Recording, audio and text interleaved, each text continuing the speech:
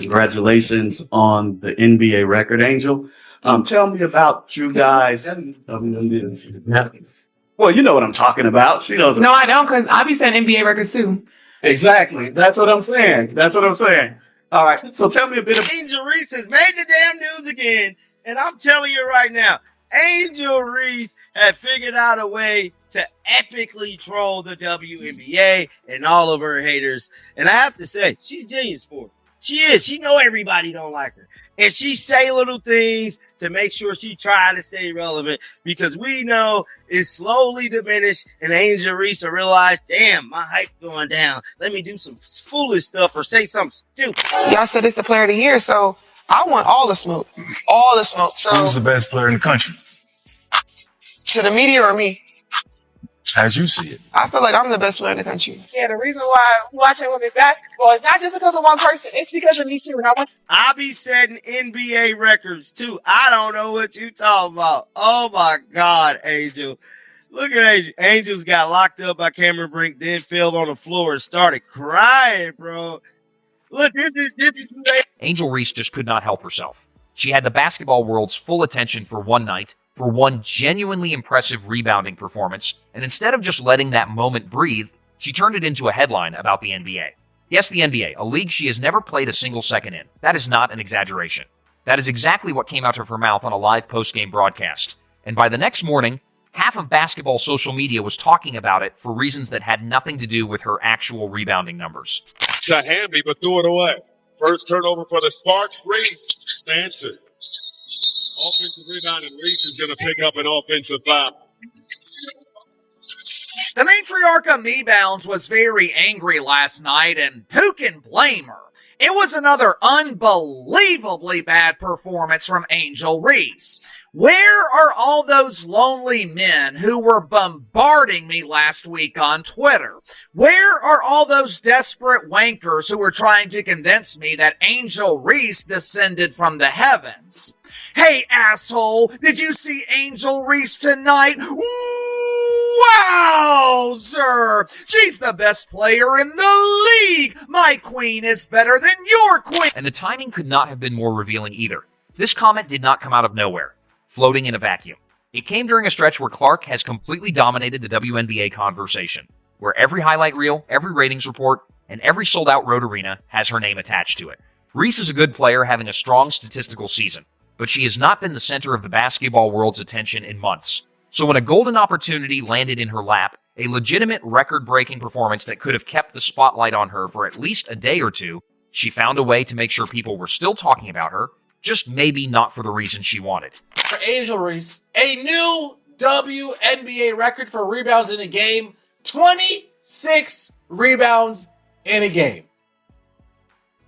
Glad that's over. We sure spent a lot of time on that, didn't we? Let's get into the highlights, shall we? The Angel Reese highlights, that is. Again, I just said she had 26 rebounds. What more do you want me to do? Good job. Angel Reese went off tonight.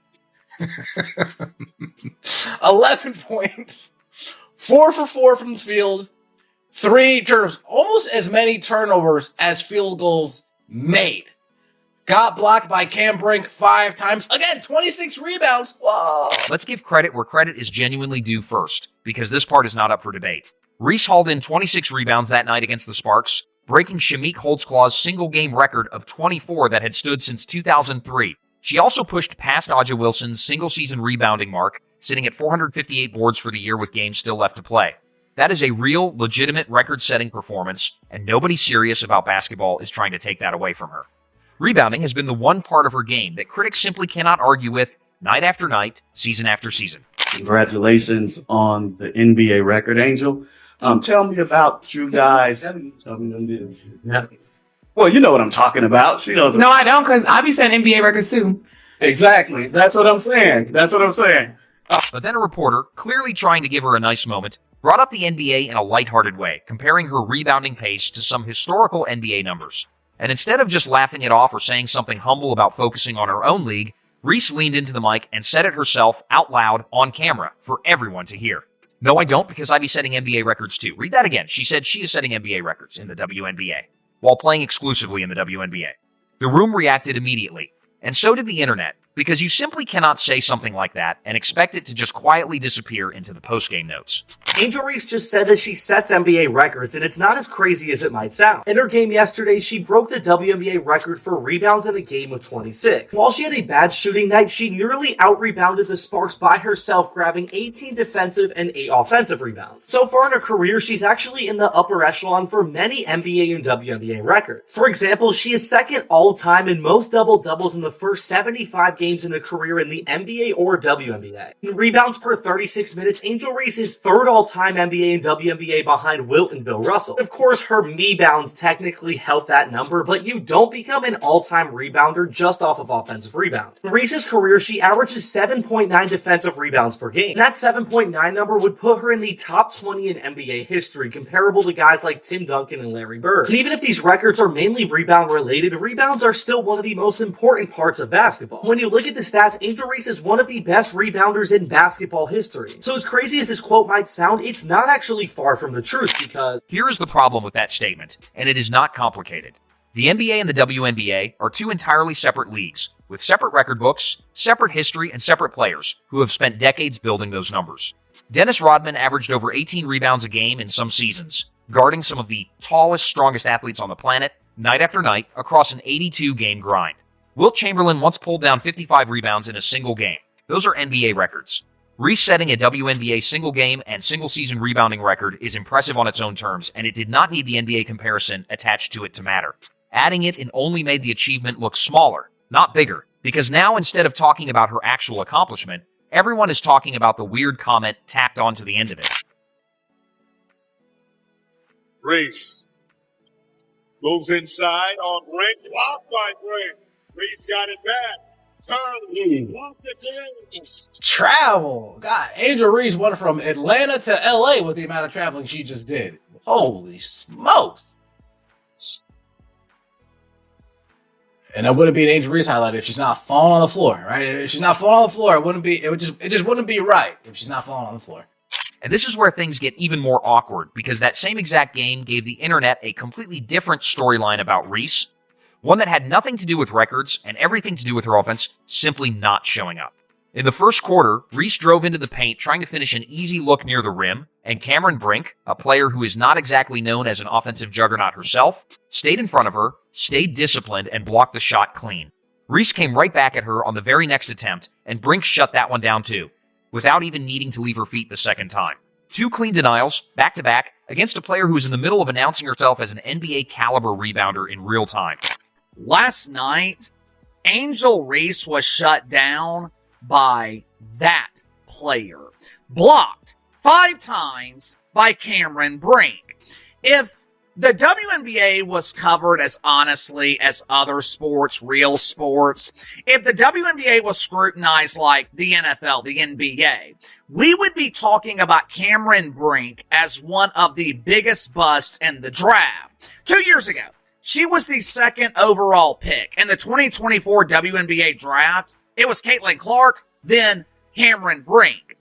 I don't think I need to explain who's had the better career. So far, Cam Brink has been a major disappointment, but last night was the highlight of her career. She completely dominated Angel Reese. As always, Fans did not let that moment slide quietly either.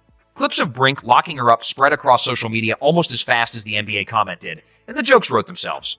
One fan posted that Reese got locked up by Cameron Brink, then fell to the floor, and the replies piled on from there. Another pointed out that Brink didn't even have to jump to block Angel Reese, calling it flat out sad to watch. Somebody else zeroed in on the elbows Reese throws every time she drives, saying she fouls on basically every single attempt and gets away with it because of how physical her reputation already is.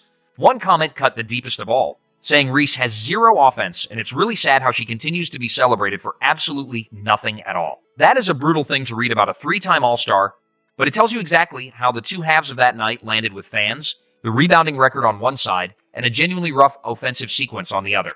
It all started from the national championship game. I've been dealing with this for 2 years now. And understanding, negative things have probably been said about me, but honestly, I'll take that because look where women's basketball is. People are talking about women's basketball that you never would think that we'd be talking about women's basketball. People are pulling up to games. We got celebrities coming to games, sold out arenas. just because of one single game.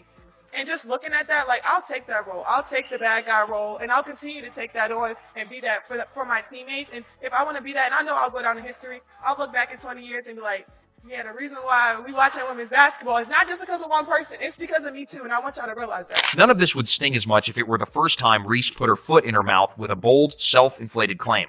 But it is not. Go back to her rookie season in 2024, when Caitlin Clark was breaking attendance records, selling out arenas across the country, and single-handedly moving television ratings numbers that the league had never seen before in its history. In the middle of all that, Reese decided to make it clear that she believed it was not just one person who changed the game of women's basketball. It's because of me too, she said out loud, about a rookie season where she was clearly riding a massive wave that someone else had generated almost entirely on her own. Historians, she claimed, would look back at 2024 and prove her right. And this pattern goes back even further than her rookie year. Who's the best player in the country? To the media or me? As you see it. I feel like I'm the best player in the country. Okay. Who's the second best player in the country? Shit. Either Caitlin Clark or Leah Boston. That's fair. Top three. I feel like we the top three players. That's the thing I love. You spoke on that. You respect the hell out of Nah, Caitlin. hell yeah, I respect them. Yeah, for sure. Me and Caitlin been playing against each other since high school. We been going at it. So it's no hard blood between me and her. She's a great competitor. She's a great player. We knew going into the game, she was going to score her 30. We knew that. Yeah, facts. It was about the other factors that we needed to make sure they wasn't getting there. So we knew it going to the game. During her time at LSU, Reese was more than comfortable calling herself the best player in the country, out loud, on camera, without much hesitation. That is a massive claim in a sport filled with generational college talents, and it raised eyebrows even then. But here's the part that makes it genuinely hard to defend.